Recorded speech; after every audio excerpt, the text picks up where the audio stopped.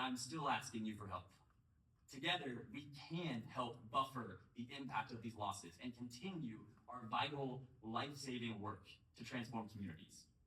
Now more than ever, the need for community-driven development work is urgent, and the time to act is now. This decision seeks to target already marginalized groups and doesn't make anybody's life better. It just virtue signals in a way and time where it feels like division and callousness are just all too common and accepted in our world right now. But we believe that moments like this clarify who we are as people and what each of us are willing to fight for.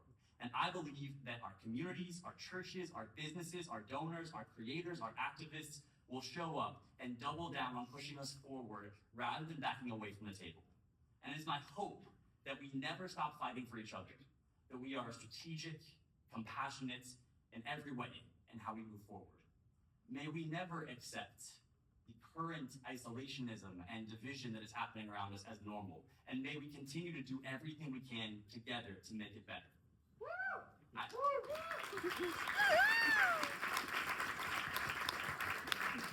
don't always know what to do with my anguish anymore. The English vocabulary doesn't always feel like it can communicate the profound sadness or anger I feel at a world that accepts what is happening around us as normal. And when I say what's happening around us, again, I don't mean any one political initiative, any one religious initiative. I mean the distance that seems to be developing between all of us. I reject any notion that the only way to secure our security is by abandoning our humanity. I do not believe that our security ought to come at the expense of our humanity. And further, I don't believe that proximity should limit our empathy. I believe that every child on the side of every border, no matter how near or far, deserves safety and love and care and, yes, clean water. And we only win when we view every child as our own. When we choose a different path forward, empathy, education, action, and generosity. And that is why we're going to ask you to join us and give of yourselves tonight. I believe people are tired of being asked to do the least amount possible for the things that we say matter the most.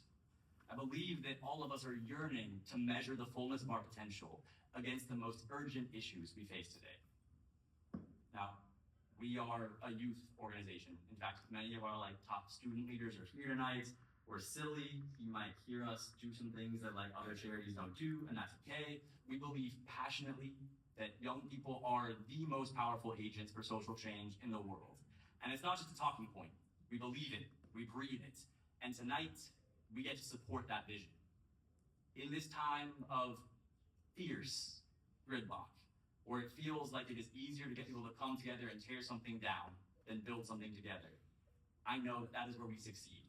And I know that it can feel like everything is polarized right now and everything is divided, but if we can agree on one thing, I know that we can agree that water is a human right. I know that we can agree that there has never been a more important time to change the odds for young people than today. The world not only needs Gen Z and now emerging Generation Alpha, but needs us to create spaces for them to come around the table and collaborate and build a world that truly works for everyone. Again, some of our students are here. You're probably going to hear them having more fun than you. You'll probably be able to cheer more loudly than you, hyping us up more, and that's okay. Look around. Take it in. This is our community. This is our family. And I want you to consider that you're not here by accident tonight. I want you to consider that there are so many things that could have kept you from being here, but you're here. And my hope is that it's not just another charity gala. So please join me in having an amazing night, but also join me in helping to make this a life-changing night for you and so many people around the world. As I wrap, I'll share just one last thing. Some of my dearest friends who lead an organization we partner with are here. I spent this week in Florida with Dr. Bernice King, Dr. Martin Luther King Jr.'s daughter, the CEO of the King Center in Atlanta. And over the course of the week, we found ourselves in multiple conversations and roundtable discussions with other leaders across other industries and sectors. And the objective we were discussing was how to lead through division and hate and have hard conversations, not to isolate or alienate or villainize any one person, right? And the discussions reaffirmed what I've long believed. I have said it before, and I will say it again. I truly believe that the greatest scientific and medical discovery of our lifetime wasn't nuclear fusion or the advancement of AI, however excited or terrified you are of it, or any other fascinating thing like that. I truly believe that the greatest scientific and medical discovery of our lifetime was the sequencing of the human genome, because it revealed to us that everything that makes you different, from the color of your hair to the color of your skin, is determined by less than half of 1% of all of your genes. And isn't it funny that we tend to spend 99.5% of our time focused on the 0.5% that makes us different? We should spend that time focused on what makes us the same. Thank you. Yes! So much for being here tonight. Thank you for your support. I promise I really do not take it for granted. Let's go change the world.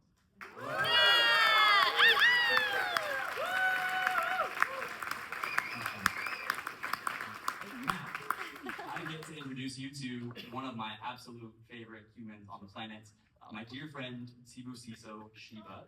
Sibu flew in, yeah. If anyone's met him, he automatically becomes your favorite person. Sibu flew here from Eswatini in Southern Africa, where he has worked as the Thirst Project country director, running all the operations on the ground there for us for over a decade. Sibu is my brother in arms, and truly the best human you could possibly meet. So please welcome my dear friend, Sibu.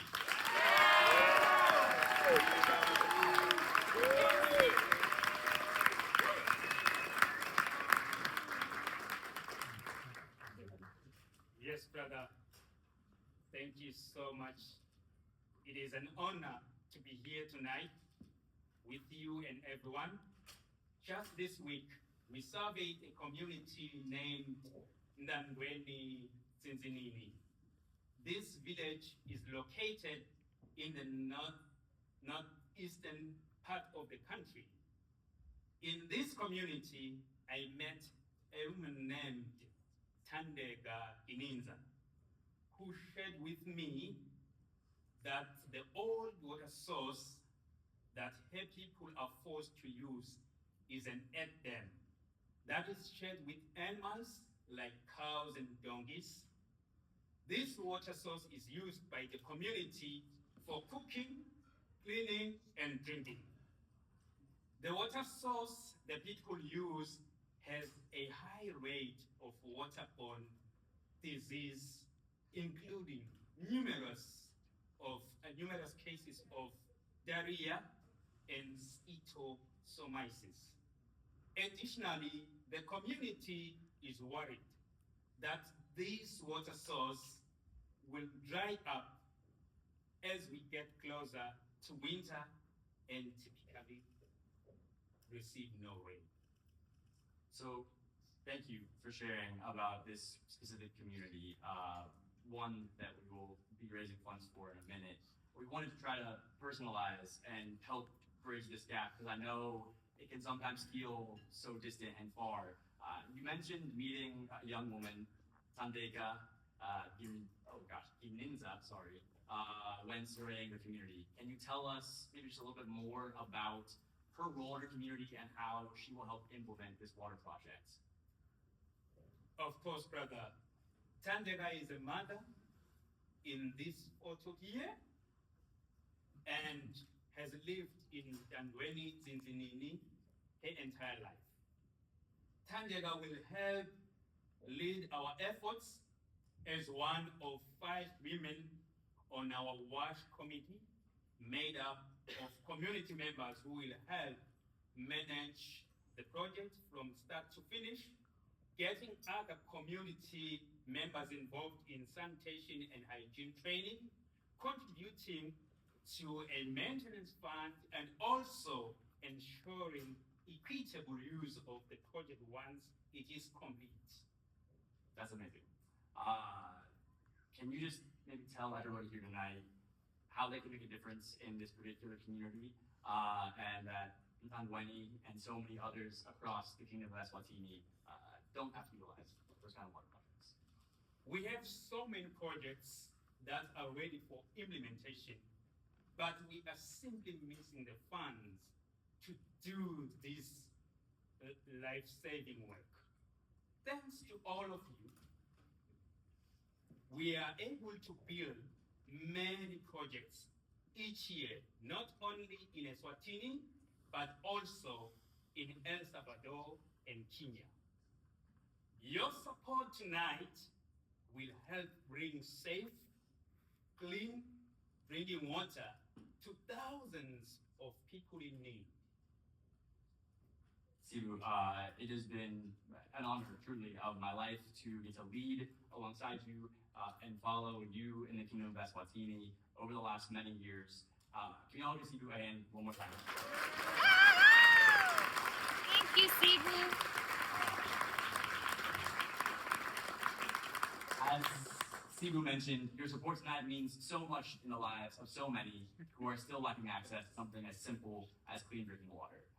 So Sibu, would you help me introduce tonight's hosts for our live auction? Of course, brother. Please help us welcome tonight's hostesses of the live auction. First up, YouTuber, singer, and actor, and long-time Test Project friend, Chester C, along with the dynamic duo from Charlie and the Chocolate Factory, Dodgeball, and her most important role as mother to her daughter, Zoe, legacy actress Missy Pyle, and Universal Records recording artist and Fox and Discovery TV host and theater producer who is obsessed with being on any and all stages with Missy, Missy Pyle and Becky Bailey Little.